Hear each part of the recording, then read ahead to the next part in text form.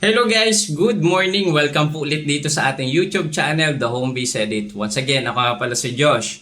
For today's video guys, pag-usapan natin or magbigay lang po tayo ng maikli na reaksyon dito sa pag-features po sa atin ni Ma'am Jess or ni kapuso mo, Jessica Soho. So, IKMJS na yan guys. So, maraming salamat po sa lahat. Unang-una sa mga viewers and followers natin na nagbigay ng pagbati sa ating ito, na pictures po tayo kay Jessica. So, dito lang, banggitin ko lang din guys, na mag-a-add lang po tayo ng konti na motivation, konting tips, at konting information about dito kay Facebook Reels. Sa mga aspiring or na-inspire, no?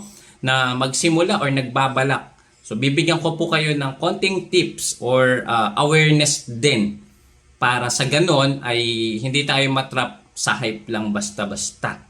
Okay? So, ang daming pwedeng gawing content, but paano nga ba natin sisimulan? Okay? So, tara, panoorin muna natin itong ating so, panoorin lang po natin muna itong pag-features po sa atin ni Ma'am Jessica. Tara, let's go! May ilan, hindi na lang ginawang simpleng libangan ang pag-Facebook. Kinarir na rin ang paggawa at pag-upload ng Reels. Paano nga ba dadami ang mga nanonood ng videos ko? Kung saan ang iba, kumikita pa ng daan-daang libong piso kada buwan. Yung February to March, umabot po siya ng 290,000 pesos. For real! Pero paano nga ba kumita o ma-monetize ang maiksing videos na ito?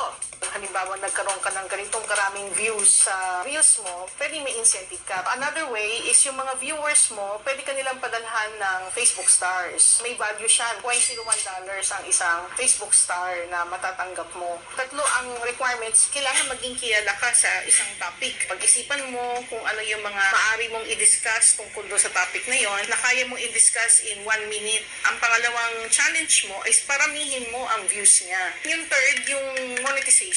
Yung mga taong nanonood ng video, they are there because they want to learn and they want to be entertained. Kaya kailangan talaga mas maging responsable tayo sa ating content. Yung views natin, magiging safe lang siya. Depende sa pag-iingat din ng may-ari. Ang maaaring maging danger, yung merong gumamit ng content mo, tapos i-upload ng iba, Ang pinakamalaking pro sa freelance. Okay guys, before kay Ma'am Pat, na doon muna kay Ma'am Janet.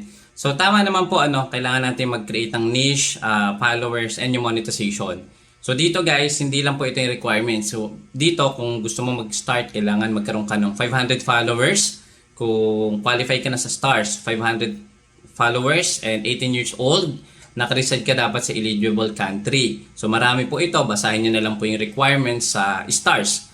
Kapag naman po sa ads on Reels and long form video, kailangan po natin ng 5,000 followers doon. Kailangan natin ng 60,000 minutes of views, 5 active videos within 60 days. Okay? So, yun po yung requirements.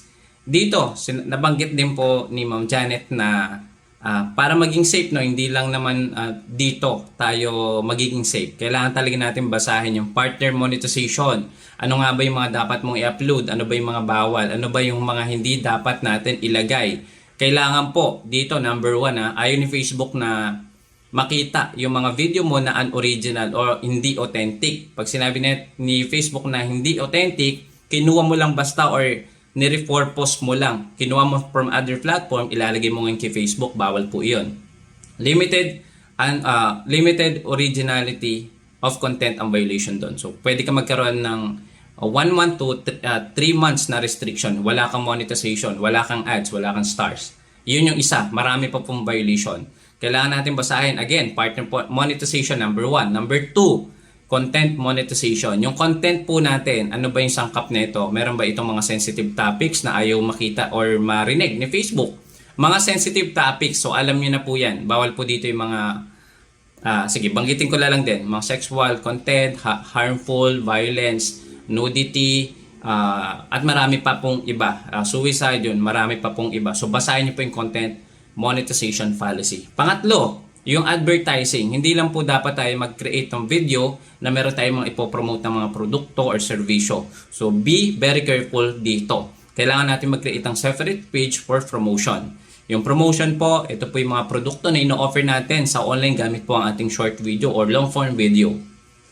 Tandaan niyo po yan ha, pag nagkaroon tayo ng policy issue sa advertising, hindi po tayo magkakaroon ng way to boost po yung video natin kung sakali talagang gusto natin gamitin ito. Mas okay, separate page. Sana naiintindihan niyo po separate page. Kapag po meron tayong mga produkto, online seller ka, meron ka mga podcast, may mga serbisyo ka na gustong ipakita or ibenta sa online. So, hindi po dapat mako-compromise yung personal account natin sa mga ganitong advertising policy. And yung huli, pinaka-importante, yung community guidelines. Ano ba tong community guidelines? Usually, number 1 dito, yung spamming and engagement baiting. Yung spamming po, ito po yung pagpapadami ng followers with intentional, gamit po yung pag-post ng video or pag-post ng story. Spamming, pwede rin po dito ay yung pagko-comment ng sunod-sunod, pag-share ng mga suspicious link, pag-share ng mga videos or links sa mga groups, pwede ka mag-spam. Pwede ka rin mag-spam sa mga pag-add friends mo ng maramihan sa mabilisang oras. Yun po yung isa sa community guidelines. And yung panghuli, yung engagement rate. Dinadaya natin yung sistema ni Facebook.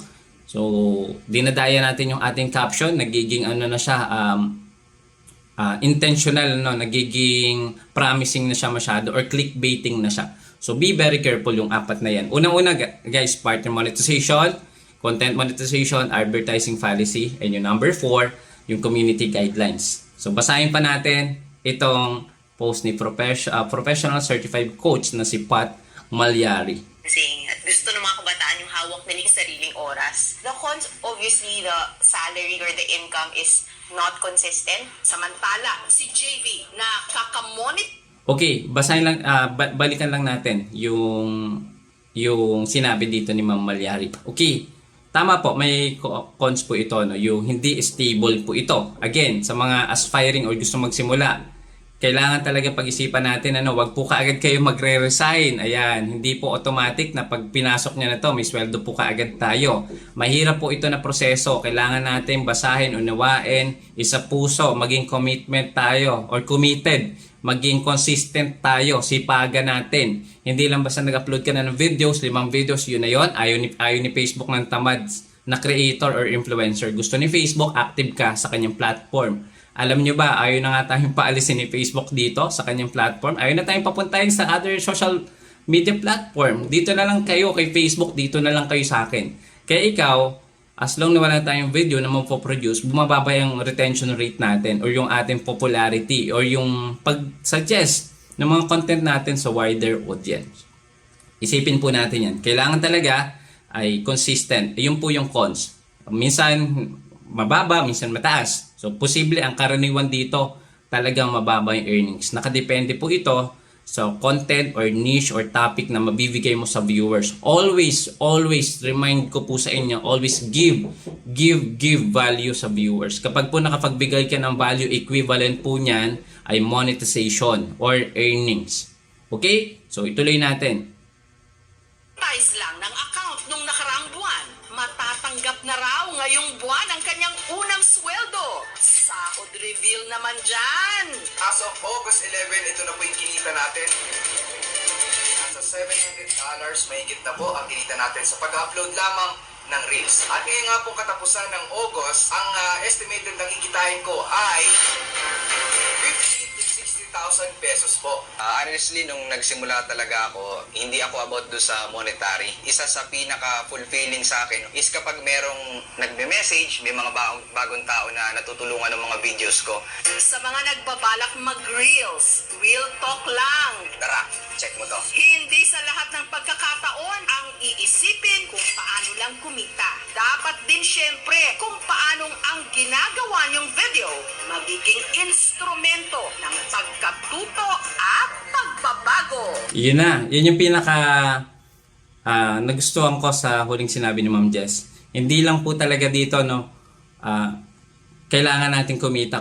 Yun yung focus natin, yung earnings. Hindi kayo tatagal dito kay Facebook or any platform man yan kung ang focus nyo is to earn. Okay? kailangan talaga natin pag-isipan yung content, sino ba yung target natin, ano ba yung kailangan kong content.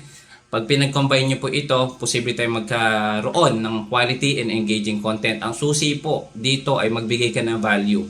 Hanapin mo kung sino ba yung target mo. Hindi porket may video ka na, yun na yun. Nakadepende po ito sa target niche mo or kung ano yung ibibigay mo sa viewers or sa audience. So, kailangan talaga natin pag-isipan, wala pong shortcut, mahirap po yung pagdadaanan natin dito, lalo na kung magsisimula ka. Wala pong shortcut dito. Kailangan pa rin natin guys, mag-create ng quality and engaging content. Yung suporta, nandyan po yan.